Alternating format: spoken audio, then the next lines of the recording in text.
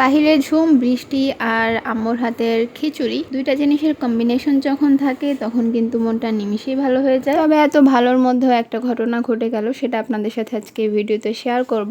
আসসালামু আলাইকুম এভরিওয়ান, কেমন আছেন সবাই? আশা করছি ভালো। কাল রাত থেকে আকাশটা কেমন যেন থমথমে হয়েছিল আর অনেক বেশি মেঘলা ছিল, তো সকাল থেকেই শুরু হলো ঝড় বৃষ্টি। এই কাঁঠাল গাছটায় এই প্রথমেই কাঁঠাল ধরেছে, আর এই যে দেখতে পাচ্ছেন দুইটা কাঁঠাল ঝুলছে, একটু পরে এই কাঁঠালগুলো পড়ে গিয়েছিল। কাঁঠালগুলো এভাবে ঝড়ে পড়ে যাওয়ার পর আম্মু তো ভেবেছিল যে কাঁঠালগুলো হয়তো নষ্ট হয়ে যাবে, খাওয়াও যাবে না, এমনিতে কাঁচা রান্না করে হয়তো খেতে হবে। এগুলো কিন্তু এই গাছের প্রথম কাঁঠাল, অর্থাৎ প্রথমবারের মতো এই গাছে কাঁঠাল ধরেছে। তো তার মধ্যে এই তো দুইটা পড়ে গেল। আর ঝড় বৃষ্টি দেখে আমাদের বলার আগে আম্মু ঠিক করলো যে আজকে খিচুড়ি রান্না করবে। পেঁয়াজ কুচি করে নিয়ে শুকনো মরিচ দিয়ে চটকে তারপর খানিকটা সরিষার তেল দিয়ে মাখিয়ে এই মাখাটা খিচুড়ির সাথে খেতে যে কি মজা, যারা খেয়েছেন একমাত্র তারাই জানবেন। আর এই তো খিচুড়ি রান্নার পর কালারটা জাস্ট দেখেন কি সুন্দর হয়েছে, তার সাথে বৃষ্টি পড়ছে, একদম বেস্ট কম্বিনেশন। সত্যি বলতে এখন এই ভিডিও দেখে আমার আবার ওই খিচুড়িটা খেতে ইচ্ছা করছে। আমার যেহেতু মুরগির মাংস পছন্দ, তাই মুরগির মাংস দিয়ে রান্না করা খিচুড়ি তো অবশ্যই পছন্দ হবে। এই তো খেতে বসে গেলাম। আর আপনারা প্লিজ কেউ আমাকে গালি দিয়েন না, কারণ আমি জানি বৃষ্টি হলে সবারই খিচুড়ি খেতে মন চায়। এখন যেহেতু ডেইলি বৃষ্টি হচ্ছে, হয়তো বা বাহিরে বৃষ্টি হচ্ছে আর আপনি আমার ভিডিওটা দেখতেছেন, আপনাদের সবাইকে আমার বাসায় খিচুড়ির নিমন্ত্রণ রইল। যারা রেগুলার আমার ভিডিও দেখেন তারা তো জানেনই আপনাদের ভাইয়া রান্না বান্না করতে পারে এবং সে খাবারের ব্যাপারে খুবই খুঁতখুঁতে। তার কাছেও কিন্তু এই খিচুড়িটা খুবই ভালো লেগেছে। ফলের মধ্যে যেসব ফল মরিচ লবণ দিয়ে মাখিয়ে খাওয়া যায় সেগুলো আমার খুবই ভালো লাগে, যেহেতু আমি ঝাল খেতে পছন্দ করি। তো এই জামগুলো এমনিতেই দেখে এত ভালো লাগছিল, তাই আর মরিচ লবণ দিয়ে না মাখিয়ে এমনিতেই খেয়ে নিলাম। বিকেলে আম্মু নুডলস রান্না করেছিল, আর আপনাদের ভাইয়া নুডলসের সাথে এভাবে পেঁয়াজ মরিচ কুচি করে খেতে পছন্দ করে, তো তার জন্য এভাবে কুচি করে দিলাম।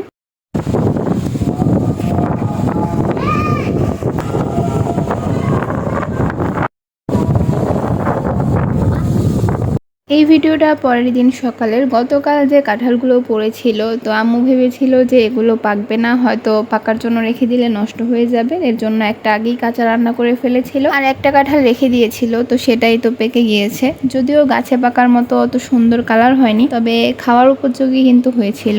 আর যেহেতু এই গাছের প্রথম কাঁঠাল এগুলো, তাই সবাই খুব মজা করেই খেয়েছি। আমার শ্বশুর বাড়িতেও কিন্তু কাঁঠাল গাছ আছে, কিন্তু গাছটার অনেক বয়স হয়ে গিয়েছে, তবে সেই কাঁঠাল গাছের কাঁঠালগুলো কিন্তু অনেক মজা হয়। আম্মু আজকে প্রথমবার পটল দিয়ে মুরগির মাংস রান্না করবে, তো আমার কাছেও এটা একদমই নতুন ছিল, এই জন্য ভাবলাম রেসিপিটা আপনাদের সাথেও শেয়ার করি। তাই রান্নার মাঝখানে ভিডিও শুরু করলাম। প্রথমেই মুরগির মাংসের মশলা আর খানিকটা লবণ দিয়ে মাংসগুলোকে হালকা করে ভেজে নিচ্ছে। এরপর পটলগুলোকে ছিলে এরকম করে টুকরো করে নিয়েছে, সেগুলোকে এখন সেই তেলের মধ্যেই ভেজে নিবে। পটলের সাথে খানিকটা লবণ ছিটিয়ে মিশিয়ে নেবেন।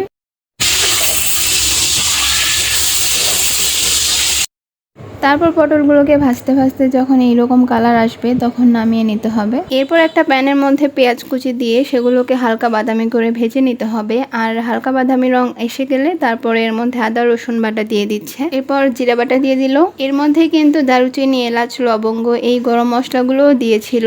যেহেতু আমি প্রথমে ভাবিনি যে রেসিপিটা শেয়ার করব কিনা, এর জন্য কিছু বিষয় স্কিপ হয়ে গিয়েছে, সেগুলো আমি বলে দিচ্ছি। মশলাগুলোকে কিছুক্ষণ কষিয়ে তারপর এর মধ্যে আগে থেকে ভেজে রাখা পটলগুলো দিয়ে দিচ্ছে, একটু নাড়াচাড়া দিয়ে তারপর এর মধ্যে হলুদের গুঁড়ো, মরিচের গুঁড়ো আর লবণ দিয়ে দিল, সামান্য পরিমাণে কিছুটা পানি দিয়ে দিল। তারপর সব মশলাগুলোকে মিশিয়ে ভালোভাবে কিছুক্ষণের জন্য কষিয়ে নিতে হবে। মশলাগুলোকে অনবরত নাড়াচাড়া দিয়ে কিছুক্ষণ কষিয়ে নিয়ে তারপর এর মধ্যে আগে থেকে ভেজে রাখা মুরগির মাংসের টুকরাগুলো দিয়ে দিচ্ছে। মাংস দেওয়ার পর নাড়াচাড়া দিয়ে মশলার সাথে ভালোভাবে মিশিয়ে নিতে হবে।